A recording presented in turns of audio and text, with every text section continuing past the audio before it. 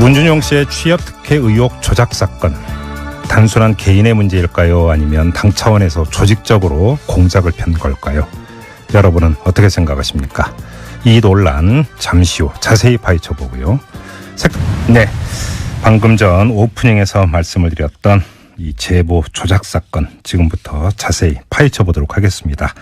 자, 먼저 더불어민주당으로 갑니다. 지난 대선에서 이 더불어민주당 가짜 뉴스 대책단을 이끌면서 이 조작된 제보를 검찰에 고발했던 분입니다. 문용식 전 단장 연결합니다. 여보세요. 예, 안녕하세요. 네네. 입니다. 아무튼 그 사실이 밝혀졌습니다. 어떻게 받아들이셨어요? 예, 그 당시에도 이건 가짜 뉴스다 이렇게 직감을 했습니다만 이렇게 뒤늦게나마 이게 네. 밝혀져서 정말 다행이라고 생각합니다. 그러면 당시로 돌아가서 이건 가짜다라고 직감을 했던 근거라고 할까요? 어떤 것이었나요? 아니, 증거라고 제출한 것 자체가 너무 녹취록이 엉성했고요. 예. 전후 관계도 맞지 않았고, 게다가 이제 음성 변조했고, 또 인터뷰한 사람의 신원도 공개하지 않았잖아요. 예예. 예, 그리고 그 당시에 이걸 공개하면서 기자회견을 하면서 언론에서 원하면 이 인터뷰에 이메일 인터뷰를 해주겠다라고 약속을 했는데 예. 그것도 지키지 않았거든요. 그래서 그런 정황을 보면서 이건 뭐 명백히 가짜다라고 직감할 수가 있었죠. 예. 그러면 너무나 허술했다 이런 말씀이시잖아요. 간단히 정리를 하면. 예. 그럼 이게 이제 그 표면적으로 이제 그 국민의당에서 제시했던 그런 증거를 가지고 표면적으로 봤던 부분 말고 예. 혹시 이게 어떤 연유를 거쳐서 어떤 과정을 거쳐서 이게 공개가 된 건지에 대한 조사 이런 건 안 해보셨나요? 그런 조사는 저희가 직접 하기는 어렵고요. 예. 불과 뭐 2달 전입니다만 지난 대선 때 가짜 뉴스가 얼마나 많았어요. 홍수였잖아요. 네네. 뭐 특히 문재인 후보, 당시 후보가 1등 후보다 보니까 모든 가짜 뉴스가 이제 문재인 후보에 집중되었잖아요. 예예. 뭐 문재인 침해설이다, 뭐 문재인 공산주의자다, 뭐 등등 뭐 수도 없이 많았는데 네. 이게 선거 막판에 가면 정말 대형 가짜 뉴스가 어디에선가 터질 거다. 네. 이런 걸 예상을 하고 있었어요. 예예. 그래서 그게 그런 대형 가짜 뉴스가 터지면 이거 이제 즉각 대응을 해야지라고 대비하고 있었는데 네. 아니나 다를까 그 초대형 증언이 터진 거죠. 그 당시 문준용 씨 그 아들 그 특혜 취업 공방이 얼마나 많았어요. 그걸로 선거 날이 새고 날이 졌던 그런 선거였는데 네네. 거기에 증언이 나왔으니까 예. 정말로 엄청난 거죠. 그런데 그런 엄청난 것을 터뜨리면서 네. 너무나 허술했던 거죠. 이제 그 당시 그 정황을 보면 예예. 예. 그 당시 고발을 하실 때 이제 국민의당 예. 공명선거 추진단 뭐 수석부단장, 부단장과 함께 신원불상의 인사도 이제 함께 고발을 했는데 이건 녹음 파일에 등장하는 그 목소리의 주인공 이 사람인가요? 그렇죠. 그렇죠. 그 조작에 예. 가담한. 예. 알겠습니다. 지금 문용식 전 단장을 그 인터뷰에 모신 이유가 또 한편으로는 여기에 있는데요. 아무튼 이게 조작된 사실은 밝혀졌지만 어떤 경위로 조작이 됐는지 그다음에 최고의 그러니까 그 최고 단계에서의 그러니까 지시자가 누구인지는 완벽하게 밝혀졌다고 볼 수가 없거든요. 자, 국민의당이 그러니까 스스로 밝힌 내용에 대해서는 어느 정도로 납득을 하십니까? 그러니까 그 발표에 따르면 일개 당원이 그 제보를 받고 그걸 전 최고위원하고 상의해서 당 지도부하고는 아무런 상의 없이 그냥 발표했다는 거 아닙니까? 네네. 예, 그런데 저희가 선거를 보면 선거가 그야말로 총력전이잖아요. 네. 예민한 사건의 연속인데 하루에도 뭐 큰 사건들이 계속 터져 나와서 급박할 때는 오전, 아침, 저녁으로 본부장단 회의를 하고요. 그리고 상황실에서 모든 정보를 취합해서 분석하고 대응책을 만들고 그걸 가지고 본부장단 최고 지도부들 회의를 하거든요. 거기서 긴밀한 논의를 하고 조직적인 대응을 하는 게 일반적인 선대위의 운영 원리인데 이런 중대한 초대형 증언을 터뜨리면서 그런 본부장단 회의나 선대위 최고 지도부의 논의가 없었다 하는 것은 이건 상식적으로 납득이 안 되죠. 그러니까 회의나 이런 그 단계를 거쳐 갔을 것이라고 보시는 겁니까? 이건 그 선대위의 운영을 보면요. 예. 그런 사전의 보고는 필수적이다. 저는 그렇게 생각을 합니다. 그러면 이게 이윤미 씨하고 이준수 전 최고위원 단계에서 끝난 그런 사안이 아니다 이렇게 의심을 하시는 거고요. 그날 당시만 보면요. 예. 당일 기자회견을 했지 않습니까? 예. 오후에 또 기자회견을 해요. 네. 그리고 그날 논평만 7건을 쏟아냅니다. 예. 당이 총력 대응한 거죠. 그런 총력 대응을 하면서 지도부와 상의 없이 독단적으로 했다 하는 것은 그것도 공명선거 대책단장도 아니고 그 부단장이 그렇게 독단적으로 했다 하는 것은 그건 공당에서 있을 수 없죠. 알겠습니다. 그리고 하나 더 여쭤볼 게 아까 그 증거라고 내놓은 그 녹음 파일이라는 게 너무 엉성했다고 말씀을 하셨는데 지금 또 하나의 논란거리가 과연 이게 그 발표 내지 폭로 단계에서 검증이 왜 제대로 이루어지지 않았는가 바로 이 문제거든요. 자, 그러면 검증을 해도 밝히기 힘들었던 게 아니라 얼마든지 검증할 의사가 있었다면 걸러질 수도 있었다. 이렇게 보시는 겁니까? 아니, 그러니까 이 공당이라면 국민의 세금으로 운영되는 정당이지 않습니까? 이런 것을 하려면 선대위 최고위층의 보고가 되고 거기서 심각하게 논의가 되고 기본적으로 사실 여부를 검증을 하고 하는 게 상식이지 않겠습니까? 그런데 그걸 최고위에 보고도 안 하고 논의도 안 하고 사실 여부 검증도 않고 그냥 그 당원 일부 그 부단장이 하는 얘기를 믿고 그냥 그대로 방치했다. 이것은 공당의 의무를 저버린 거고요. 그리고 어찌 보면 그 미필적 고의가 있는 거죠. 그거 사실 여부를 검증 했을 때 혹시 아닐 수도 있잖아요. 그러니까 일단 터뜨리고 보고 아니면 말고 이렇게 치고 빠지기 하는 그 전형적인 한국 정치의 좀 구태적인 수법, 거기에 너무 익숙하게 행동한 게 아닌가 싶어요. 알겠습니다. 자, 말씀 일단 여기까지 듣겠습니다. 고맙습니다. 고맙습니다. 자, 지금까지 문용식 전 더불어민주당 가짜뉴스 대책단장이었고요. 박주선 비상대책위원장 바로 연결합니다. 여보세요. 네, 안녕하십니까. 오늘 오후에 의총이 있었던 걸로 아는데요. 좀 그 중지가 모아진 게 있습니까, 위원장님? 아닙니다. 저희들 오늘 의총은 좀 상상치도 못한 정말로 충격적인 일이 발생해가지고 이 사건의 개요를 의원들에게 설명을 하고 어제 제가 직접 당 대표로서 국민에게 사과하고 문재인 대통령 그 자제분 조용 씨한테 사과했다는 그 경위와 과정을 설명을 했습니다. 그러니까 설명 보고 자리였군요. 그러면 앞으로 어떻게 해야 될지 이런 걸 논의하는 자리는 아니었고요. 모든 참여한 의원들이 정말 넋을 잃을 정도로 어떻게 세상에 이런 일이 있을 수 있느냐. 그리고 입이 10개라도 할 말이 없다. 무조건 검찰이 철저한 수사를 요청을 하고 수사에 철저하게 협조를 해야 된다. 그리고 진상조사팀을 꾸려가지고 검찰이 설령 밝히지 못한 부분이 있다 할지라도 우리라도 더 밝혀가지고 검찰에 자료를 넘겨야 된다. 그런 이야기들이 대부분이었습니다. 알겠습니다. 위원장님께서 이 사실을 이제 국민 앞에 밝힌 게 어제 아닙니까? 그런데 그 발표 말고요. 당 내에서 보고를 받은 시점이 언제예요, 위원장님? 월요일 날 아침 10시 무렵에 제가 보고를 받았는데요. 월요일? 어제. 그러니까 어제 10시 무렵입니다. 오전 10시요?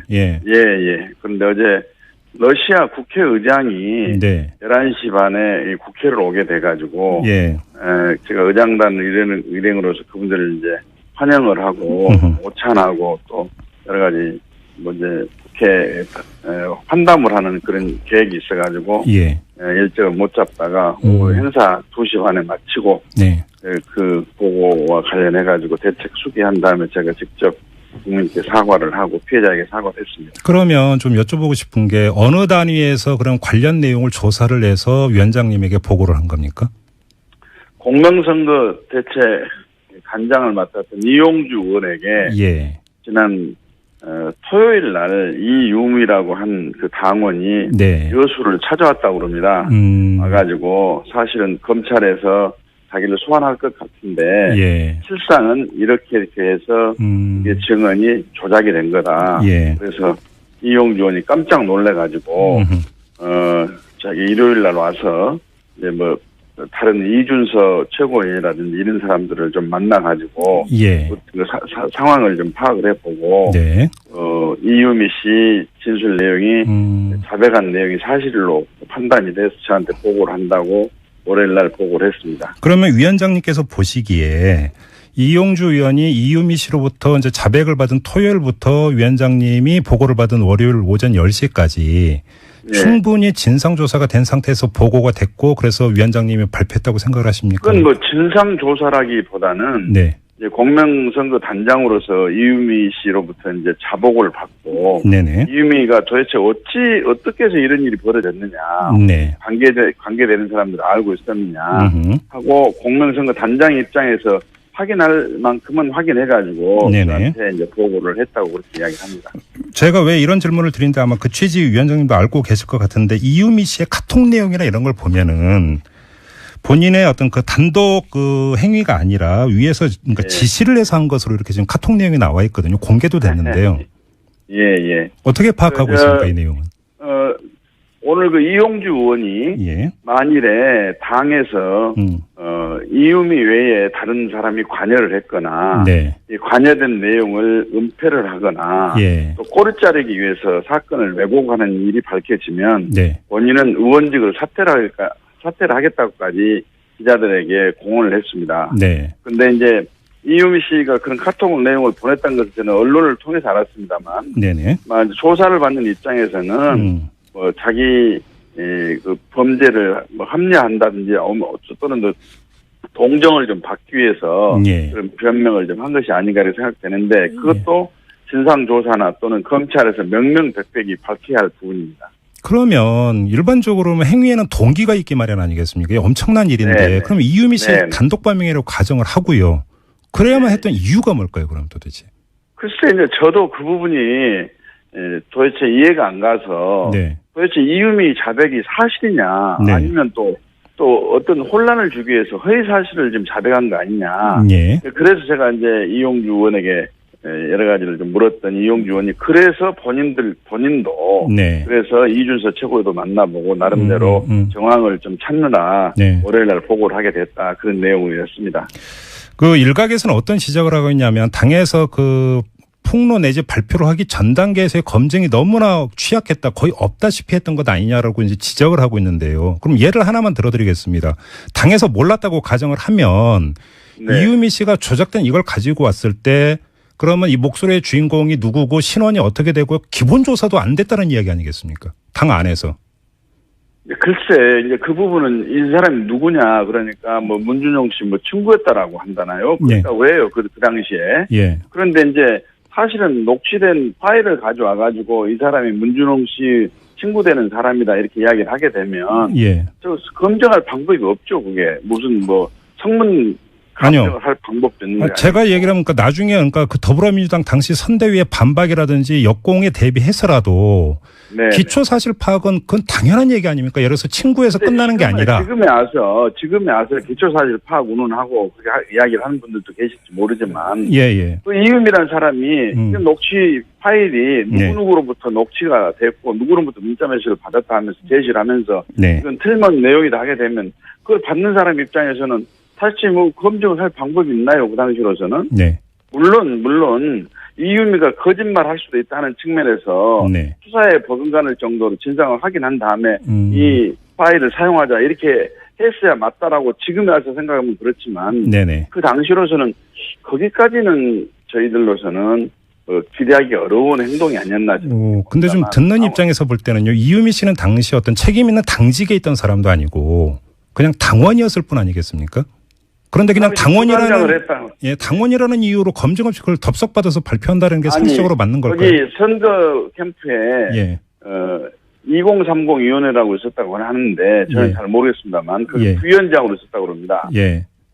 예, 그래서 부위원장급으로 있었기 때문에 네네. 예, 이용주 의원도 그 공명선거 단장으로서 확인을 했지만 네네. 전혀 그 당시로서는 의심의 단초를 찾을 수가 없었다 이렇게 이야기를 합니다. 알겠습니다. 그럼 두 번째 그 당에서 파악한 이준수 전 최고위원의 그 범행 가담 정도는 어느 정도로 파악이 돼 있습니까? 본인도 전혀 이 사실을 몰랐다. 지금에서 알았다 이렇게 이야기를 한답니다. 전혀 모르니까 조작된 사실을 몰랐다. 네네네. 네. 그러면 그 본인도 이유미 씨의 말이 진실이라고 믿고 그러면 공명선거 추진단으로 토스를 해서 발표하게 만들었다 이런 이야기입니까 그러면? 예, 그렇습니다. 그런데 네. 이준서 최고는 그 참 청년으로서 네. 참 많은 젊은이들로부터 존경을 받는 그런 그 캐리어를 갖고 있는 사람입니다. 예. 저희들이 볼 때 이유미 씨가 이렇게 조작이 됐다 하는 내용을 이준서 최고위원한테 말할 이유도 없고, 네네. 이준서 씨는 이유미가 그렇게 이야기를 하는데 의심을 해가지고 뭐 조사를 하고 그럴 만한 상황이 아니었지 않았나 저는 그렇게 생각을 합니다. 알겠습니다. 지금 저희 문자가 계속 들어오고 있는데요. 6579님이 인터뷰 듣는 과정에서 이런 지적을 해주셨는데 이용주 의원이 당시 대선 며칠 전 인터뷰에서 여러 명 확인을 했다고 그렇게 주장을 했다. 그럼 어떻게 된 이야기냐 이런 지금 문자를 보내주셨습니다. 그건 여러 명 확인을 누구한테 했다는 이야기인지는 모르겠는데요. 네. 뭐 그런 말을 했는지도 잘 모르겠습니다. 네. 그래서 저는 그 부분은 지금 처음 듣는 말씀이기 때문에 제가 아직 파악하지 못한 내용이거든요. 예. 네, 알겠습니다. 검찰 수사의 목으로 남겨야 될 사안 같습니다. 알겠습니다. 그리고 지금 조금 전에 저희가 연결했던 문용식 전 더불어민주당 가짜 뉴스 대책단장의 주장에 따르면 선대위 시스템이 있는데 자, 이 사안이라면 본부장단 회의에 보고가 됐거나 아니면 최고위층 회의에 이건 보고가 돼야 되는 사안이다 이렇게 주장을 했거든요. 부끄럽습니다만 네. 저는 그 당시에 뭐 선대위에 직접 참여를 했던 사람이 아닙니다만 네네. 지금에 와서 대선 평가를 한다고 지금 대선 평가위원회도 만들어지고 그랬는데 예. 말이 선대위지 내부적으로 체계가 서 있지도 않고 또 부서마다 협조하는 그런 관계가 이루어지지도 못했고 네. 참 웃기는 조직이었다 이런 생각이 좀 드는데 중구난방 조직이었다라는 겁니까? 예. 그런데 네. 뭐 중구난방이라기보다는 그렇게 부서끼리 협력하고 협조하고 뭐 네. 그렇게 검증을 하고 그런 치밀한 계획 속에서 이루어진 선대 활동이 아니었던 걸로 보여집니다 지금. 예. 그런데 설령 지도부에 보고를 했다 치더라도 네. 보고했는지 안 했는지는 그것도 뭐 검찰에서 철저히 수사를 할 겁니다만 네. 지도부가 밑에서부터 이렇게 사실입니다 하고 올라왔는데 네. 이것을 브리핑을 하겠습니다 공개를 하겠습니다 하는데 네. 그걸 어떻게 수사하듯이 확인해 보고 어떻게 하는 정도를 지금에 와서 생각해 보면은 그때 좀 정확하게 했어야 되지 않냐 하는 말을 할 수 있어도 그 당시로선 기대하기 어려웠던 뭐 주장이 아니었나 저는 그렇게 생각합니다. 아니 그러면 또 한 가지 당일에만 그 국민의당이 이 문제를 폭로한 당일에만 논평이 7건이 나왔는데 7건이라는 논평이 당일에 쏟아진 정도라면 그 내부에서 조직적으로 조율이 이루어졌다는 방증 아니냐 이게 문용식 전 단장의 주장 가운데 하나입니다. 어떤 논평이 7개가 나왔어요? 이 문준용 씨 관련 이제 폭로가 이루어졌고요. 국민의당에 의해서 물론 조작된 증거가 있습니다만 그 뒤에 논평이 7건이나 나왔다는 것이죠. 당일에. 저희들도 네. 그런 내용이 브리핑이 되게 되면 네. 뭐 공보실에서 뭐 대변인 여러 사람인데 그런 사람들 인용을 해가지고 논평을 하고 그런 거기 때문에 예. 소스는 하나입니다. 이유미 씨가 발표했던 그 테이프가 진정하다는 전제하에서 이 사람이 활용하고 저 사람이 이용하고 그런 거죠. 알겠습니다. 하나만 더 여쭤볼게요, 위원장님. 많이 곤혹스러우실 것 같긴 합니다만, 근데 좀 그러니까 확인해야 될 건 확실히 확인을 해야 돼서 좀 여쭤보는 건데요. 자, 그러면 그러니까 그 당 안에서 이게 조작된 게 몰랐다고 그러면 그렇다 치더라도, 그럼 이게 발표되는 과정에서 그러면 바로 이게 공명선거 추진단으로 가서 그러니까 부단장이 발표하는 이런 단선적인 과정 이외에 다른 루트나 다른 갈래의 시도는 전혀 없었습니까? 확인하셨습니까, 그거? 없었다고 그럽니다. 확인하고 지금 말씀하시는 겁니까, 위원장님? 아니, 저는 요 문제에 대해서 이유미란 사람의 말을 그 당시로서는 의심을 전혀 안 했고, 공명선거대책단장, 그다음에 부단장, 또 뭐 등등 몇 사람이 이렇게 이유미를 상대로 어떻게 해서 파일을 얻게 되느냐, 진술하는 사람이 누구냐 이런 걸 물었는데 너무 자연스럽게 이야기를 했기 때문에 전혀 의심을 하지 않았다. 그 이야기를 제가 들었다는 이야기입니다. 그러면 다른 루트를 통한 어떤 그 발표 시도도 전혀 없었다라는 말씀이신데요. 그러면 좀 납득하기 힘들고 상식적으로 의문이 따라붙는 다른 루트를 통한 발표 시도란 말씀을 제가 이해를 못하겠습니다. 무슨 이야기냐면 이런 지적이 나오지 않습니까? 이제 발표 내지 폭로의 주체가 당시 의원급도 아니었고 본부장급도 아니었다. 그러니까 근데 지금 부단장이었다니까요. 국민의당 입장에서는 상당히 총력을 기울여서 이걸 그러니까 폭로 내지 발표를 한 것인데, 그러니까 선대위 내에서의 어떤 체계를 볼 때 레벨업을 해가지고 발표 주체를 바꿀 수도 있지 않았느냐라고는 어떤 지적이 나오지 않습니까? 그거야 공명선거 대책단장이 주 부서의 장인데 그 사람 책임하에서 검증을 나름대로는 하고, 그다음에 내가 다른 일정이 있기 때문에 부단장이 발표를 하시오 하게 되면 내부적인 발표의 그 과정은 의심할 여지가 저는 없다고 생각됩니다만. 네. 그러면 아무튼 좀 종합 정리를 하면 당 차원에서는 지금 이유미 씨와 이준수 전 최고위원 그 두 사람 이외에 연루된 사람은 없는 것으로 파악이 된다. 이렇게 받아들이면 됩니까, 위원장님? 그렇습니다. 이 최고도 이준석 전 최고도 연루란 말씀이 이유미 씨가 이렇게 증언을 조작했다는 내용을 알았는지 여부에 대해서는 저희들에서는 아직까지는 알 수가 없고요. 본인은 전혀 그런 일이 알지를 못했다고 이야기를 하고, 이유미도 이준석 씨는 전혀 알 수가 없었을 거라고 이야기를 하니까. 그런데 그 부분도 역시 검찰에서 명명백백하니 밝혀달라 하고 저희는 엄정한 수사 촉구를 하고 있습니다. 알겠습니다. 아무튼 이 문제가 불거진 후에 위원장님이나 다른 분이 안철수 전 대표하고 관련 이야기 좀 나눠보신 적이 있습니까? 없습니다. 그럼 안철수 전 대표가 어떤 입장인지 내지 입장을 발표할 계획이 있는지 이런 거에 대해서 당연히. 그것은 굳이 저희들이 이런 어마어마한 범법행위가 있었다는 사실이 밝혀졌는데 제가 이 범법 사실이 확인됐다고 판단한 이상 제가 당을 대표해서 국민께 사과를 하고 피해자에게 사과를 하는데 누구에게 물어보고 사과를 할 거냐 말 거냐, 당신은 사과를 어떤 식으로 할래 말래 이렇게 할 경황도 없고 입장도 아니라고 저는 생각합니다. 그러면 당시 후보로서 그 후보를 도와주기 위해서 꾸려진 선대위 안에서 벌어진 일에 대한 어떤 후보의 어떤 뭐냐면 입장 표명이나 이런 것들 필요 없다고 보세요, 위원장님? 아니, 그것은 후보 입장에서 판단할 문제지. 제가 후보가 어떤 관여가 됐는지 여부, 후보가 어떤 이걸 취득을 했는지 알았는지 여부를 좀 알 수 없는 입장에서 후보가 어떠한 조치를 했으면 좋겠다고 이야기를 하는 것은 조금은 너무 섣부른 판단이 아닌가 싶습니다. 그러면 지금 말씀을 좀 정리를 하면 당이 이제 안철수 당시 후보에게 이래라 저래라 요구할 사안이 아니고 안철수 당시 후보가 알아서 판단할 문제다. 이렇게 이해를 하면 되는 겁니까? 저는 그렇게 생각하고 있습니다. 그리고 이제 수사를 하게 되면 저희들은 성역 없이 지휘 고하를 막론하고 엄정한 철저한 수사를 해달라고 요청을 하고 있고, 당 차원에서 도울 수 있는 일은 처음부터 끝까지 어떤 일이라도 돕겠다 이렇게 이야기를 하고 있기 때문에 수사 결과를 좀 지켜봐 주십시오. 마지막으로 이 점을 좀 여쭤볼게요. 위원장님을 비롯해서 여러분이 특검 주장을 하셨는데요. 그러니까 저는 특검을 주장한 바가 없습니다. 위원장님은 아닙니까? 주장한 바는 없고 아니고 일부 의원들이 방송에 출연해서 지금 증언을 조작한 이 문제에 대해서는 국민의당이 책임을 지고 검찰 수사에 따라서 어떤 조치라도 달게 받아야 되지만은 지금 문재인 대통령 아들 준용 씨의 취업 특혜와 관련된 본질적인 내용이 아직 의혹이 사라지지 않고 있기 때문에 특검을 하자고 하는 의원들이 몇 분 계셨던 모양이에요. 그런데 저는 특검을 마다할 이유도 없지만 지금 이 시점에서는 우리가 관여된 그 문제가 명명백백하니 가려진 다음에 주장을 해도 늦지 않다. 오히려 이걸 물타기 한다고 저희 사과를 액면 그대로 받아들이지 않고 이 자체를 또 달리 받아들일 가능성도 있기 때문에 지금은 특검 주장은 적절치 않다고 본다 하고 제가 정리를 했습니다.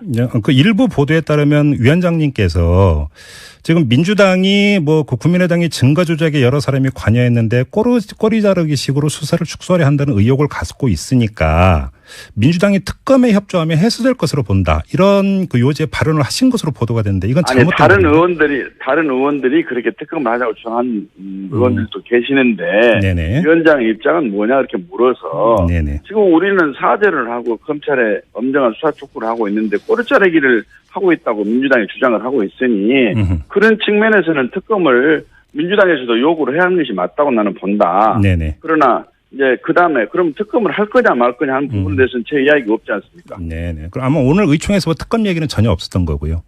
뭐 특검을 하자는 분도 있긴 있었는데요. 예. 제가 가닥을 정리를 했습니다. 지금 시점에서는 이 네. 당이 네. 국민 앞에서 정말 고개를 들 수 없는 엄청난 일을 저질렀는데 네. 이것이 규명이 되기도 전에 이게 사과를 하는 입장에서 우리가 뭘 얼마나 잘했다고 뭐 준용 씨의 특혜 문제를 특검으로 가자고 주장하는 것은 지금 현 단계에서는 적절치가 않다. 네. 저는 저희 문제가 해결된 다음에 끝이 난 다음에 주장해도 늦지 않다. 그런 알겠습니다. 생각으로 정리를 했습니다. 아무튼 이제 진상조사단의 조사 결과와 검찰 수사 일단 좀 기다려야 되겠네요. 그러면. 네네. 알겠습니다. 자, 오늘 말씀 고맙습니다, 위원장님. 네, 감사합니다. 네, 지금까지 국민의당의 박주선 비상대책위원장이었습니다. 문준용 씨의 취업 특혜 의혹 조작 사건. 단순한 개인의 문제일까요? 아니면 당 차원에서 조직적으로 공작을 편 걸까요? 여러분은 어떻게 생각하십니까? 이 논란 잠시 후 자세히 파헤쳐 보고요. 네, 방금 전 오프닝에서 말씀을 드렸던 이 제보 조작 사건 지금부터 자세히 파헤쳐 보도록 하겠습니다.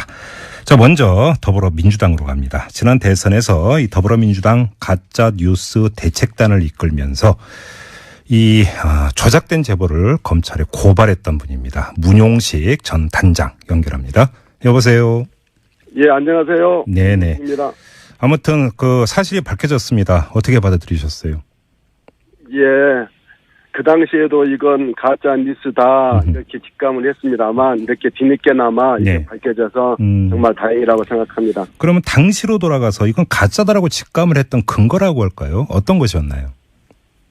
아니, 증거라고 제출한 것 자체가 너무 녹취록이 엉성했고요. 예. 전후 관계도 맞지 않았고, 게다가 이제 음성 변조했고, 또 인터뷰한 사람의 신원도 공개하지 않았잖아요. 예예. 예, 그리고 그 당시에 이걸 공개하면서 기자회견을 하면서 언론에서 원하면 이 인터뷰 이후에 이메일 인터뷰를 해주겠다라고 약속을 했는데 예. 그것도 지키지 않았거든요. 그래서 그런 정황을 보면서 이건 뭐 명백히 가짜다라고 직감할 수가 있었죠. 예. 그러면 너무나 허술했다 이런 말씀이시잖아요. 간단히 정리를 하면. 예. 그럼 이게 이제 그 표면적으로 이제 그 국민의당에서 제시했던 그런 증거를 가지고 표면적으로 봤던 부분 말고 혹시 예. 이게 어떤 연유를 거쳐서 어떤 과정을 거쳐서 이게 공개가 된 건지에 대한 조사 이런 건 안 해보셨나요? 그런 조사는 저희가 직접 하기는 어렵고요. 예. 그 전 최고위원하고 상의해서 예. 당 지도부하고는 아무런 상의 없이 그냥 발표했다는 거 아닙니까? 네네. 예, 그런데 저희가 선거를 보면 선거가 그야말로 총력전이잖아요. 네. 예민한 사건의 연속인데 하루에도 뭐 큰 사건들이 계속 터져 나와서 예. 급박할 때는 오전, 아침, 저녁으로 본부장단 회의를 하고요. 그리고 예. 상황실에서 모든 정보를 취합해서 분석하고 대응책을 만들고 그걸 가지고 본부장단 최고 지도부들 회의를 하거든요. 예. 거기서 긴밀한 논의를 하고 조직적인 대응을 하는 게 네. 일반적인 선대위의 운영 원리인데 이런 중대한 초대형 증언을 터뜨리면서 네. 그런 본부장단 회의나 선대위 최고 지도부의 논의가 없었다 하는 것은 이건 상식적으로 납득이 안 되죠. 그러니까 회의나 이런 그 단계를 거쳐 갔을 것이라고 보시는 겁니까? 이건 그 선대위의 운영을 보면요. 예. 그런 사전의 보고는 필수적이다. 저는 그렇게 생각을 합니다. 그러면 이게 이윤미 씨하고 이준수 전 최고위원 단계에서 끝난 그런 사안이 아니다 이렇게 의심을 하시는 거고요. 네. 그날 당시만 보면요. 예. 당일 기자회견을 했지 않습니까? 예예. 오후에 또 기자회견을 해요. 네. 그리고 그날 논평만 7건을 쏟아냅니다. 예. 당이 총력 대응한 거죠.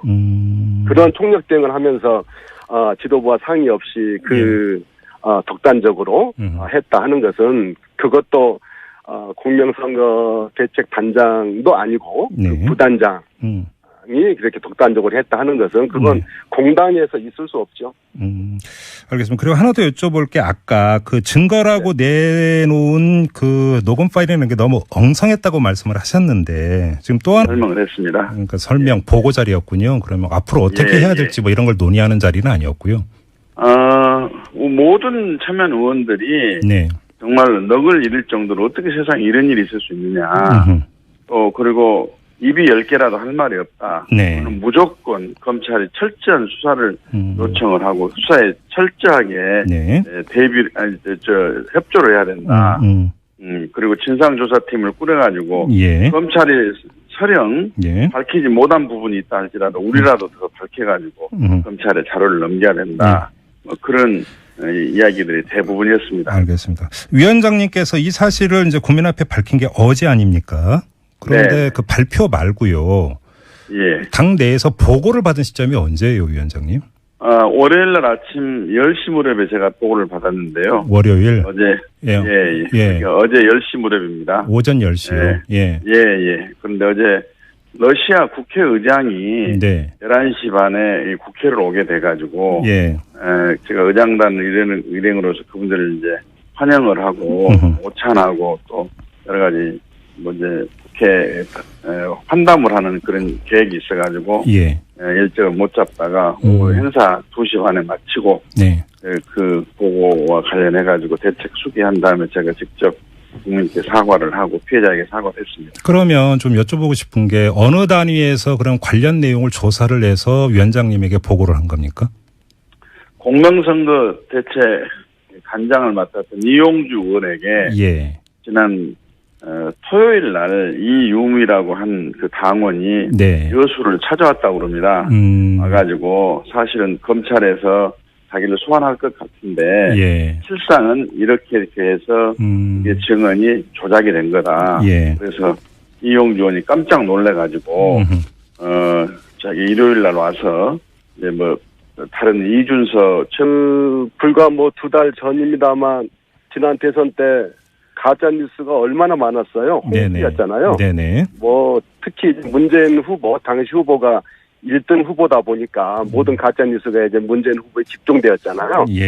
뭐 문재인 침해설이다, 뭐 문재인 공산주의자다, 뭐 등등 뭐 수도 없이 많았는데 이게 선거 막판에 가면 정말 대형 가짜 뉴스가 어디에선가 터질 거다. 이런 걸 예상을 하고 있었어요. 그래서 그게 그런 대형 가짜 뉴스가 터지면 이걸 이제 즉각 대응을 해야지라고 대비하고 있었는데 아니나 다를까 그 초대형 증언이 터진 거죠. 그 당시 문준용 씨 그 아들 그 티켓 취업 공방이 얼마나 많았어요. 그걸로 선거 날이 새고 날이 졌던 그런 선거였는데 거기에 증언이 나왔으니까 정말로 엄청난 거죠. 그런데 그런 엄청난 것을 터뜨리면서 너무나 허술했던 거죠. 이제 그 당시 그 정황을 보면 그 당시 고발을 하실 때 이제 국민의당 공명선거 추진단 뭐 수석부단장, 부단장과 함께 신원불상의 인사도 이제 함께 고발을 했는데 이건 녹음 파일에 등장하는 그 목소리의 주인공 이 사람인가요? 그렇죠. 그 조작에 가담한. 알겠습니다. 지금 문용식 전 단장을 그 인터뷰에 모신 이유가 또 한편으로는 여기에 있는데요. 아무튼 이게 조작된 사실은 밝혀졌지만 어떤 경위로 조작이 됐는지 그다음에 최고의 그러니까 그 최고 단계에서의 그러니까 지시자가 누구인지는 완벽하게 밝혀졌다고 볼 수가 없거든요. 자, 국민의당이 그러니까 스스로 밝힌 내용에 대해서는 어느 정도로 납득을 하십니까? 그러니까 그 발표에 따르면 일개 당원이 그 제보를 받고 그걸 하나의 논란거리가 과연 이게 그 발표 내지 폭로 단계에서 검증이 왜 제대로 이루어지지 않았는가 바로 이 문제거든요. 자 그러면 검증을 해도 밝히기 힘들었던 게 아니라 얼마든지 검증할 의사가 있었다면 걸러질 수도 있었다. 이렇게 보시는 겁니까?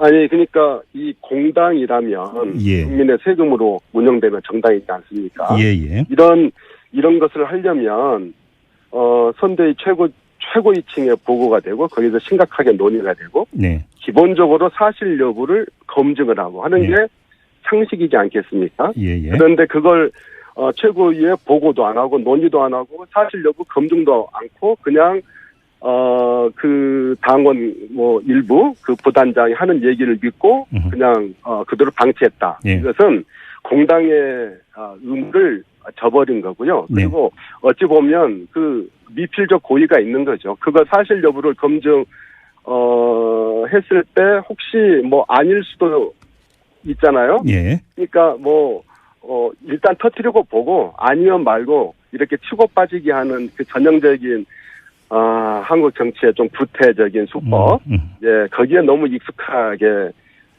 행동한 게 아닌가 싶어요. 알겠습니다. 자, 말씀 일단 여기까지 듣겠습니다. 고맙습니다.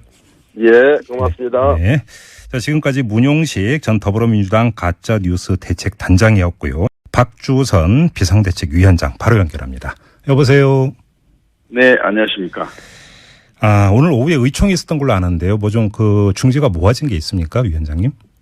아닙니다. 저희들 오늘 의총은 좀 상상치도 못한 정말로 충격적인 일이 발생해가지고 예. 이 사건을 개요를 의원들에게 설명을 하고 예. 어제 제가 직접 당 대표로서 국민에게 사과하고 문재인 대통령 그 자제분 예. 준용 씨한테 사과했다는 그 경위와 과정을